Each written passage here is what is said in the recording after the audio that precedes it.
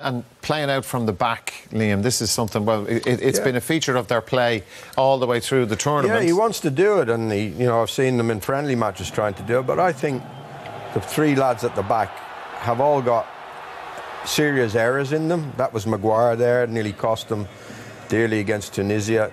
This is Walker making this, rash decision, and I think he does make rash decisions, to throw his arm across and give a penalty away, and that very nearly cost them in the first game. They have to go to the last minute injury time to win it.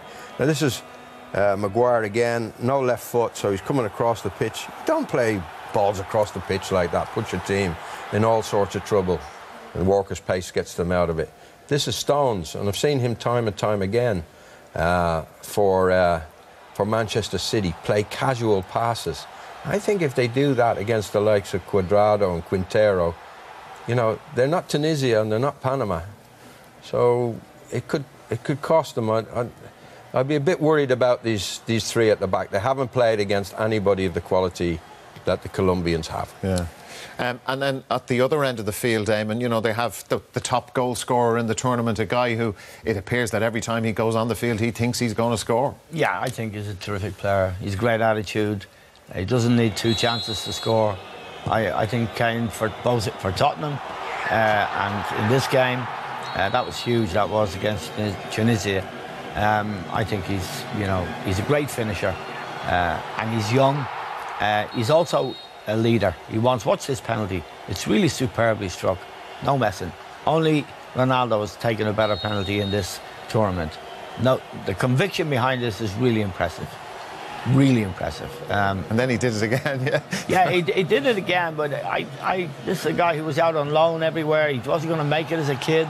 At Tottenham, he had a long struggle to get in the team. And I think he's all the better for that struggle. But this is a big, big test. He's the leader for England. He's the man they will expect to score the decisive goals. Amazing his story, really, Darren. Yeah. Because when he was at Tottenham as a 19, 20-year-old, like if you're a real talented player, you're probably knocking on the door of the first team then. But no, he wasn't. He was sent out on loan. And even the clubs he went to on loan, sometimes they didn't play him. A lot of the time they didn't play him. Nobody was really convinced by him. And then he came back and he got his chance and he grabbed it. And he's been amazing ever since he got into that Tottenham team under Tim Sherwood. And Pochettino has obviously taken to him as well. And he's a great lad. And as Eamon said, he's a leader. But we're going to see what he's made of tonight. Yeah. This is the World Cup, last 16, knockout stage. We're going to see what they're all made of tonight. Is he a natural England captain for you, Richard, Harry Kane? I think so, because he wants the responsibility. He wants to take it upon himself. I think when you look at him, he's someone who wants to better himself all the time. And like the lads are saying, he's someone who struggled through his career. He's not had games when he's been away on loan, and all of a sudden he's been given this chance at a Premier League team, and he's just flown. He's just taken off, scored goal after goal after goal. And each season people go, that was lucky last year, that was lucky last year. Do it again, yeah. And he keeps doing it, he keeps producing. And for me, it's just a natural progression for him, because he leads the line, he leads the team, so yeah, he should be the captain. Difficult to mark, I would think. Yeah, but a very strange player, because he's not someone that you think, he's not lightning quick, he's not got an amazing jump on him, and he's not physically massively strong. But yeah, he'd probably beat you in a race, push you over and jump above you, because he reads the game so well and he can do them things. So he's a top striker in world football at the moment. Well, and he's so confident. Yeah. And he's so confident, which for a striker is so important.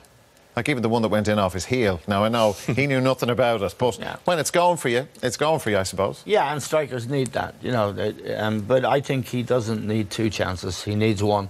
Against Tunisia, the goal we've shown several times now, the header... in the last minute or in injury time. It was one chance, and it wasn't straightforward. He had to twist his head and get it in the net. But less courageous or instinctive strikers would have been thinking. He wasn't. He was thinking put the ball in the net. He wasn't thinking about a situation we needed a point. Would have bottled it. Some guy would have snatched at it real quick. He has that coolness about him. He waits and then pounces. And I think he is a very special player. This is, it's a great test for him tonight. He's playing against this fella Mina. These boys are tough, and they're streetwise. This is a great match to watch, I think. Given all the things that are in the equation, I think it should be an interesting match. Don't you think? Absolutely, yeah. Well, have England got the courage and the confidence to demonstrate it at this? That's the big question mark for me.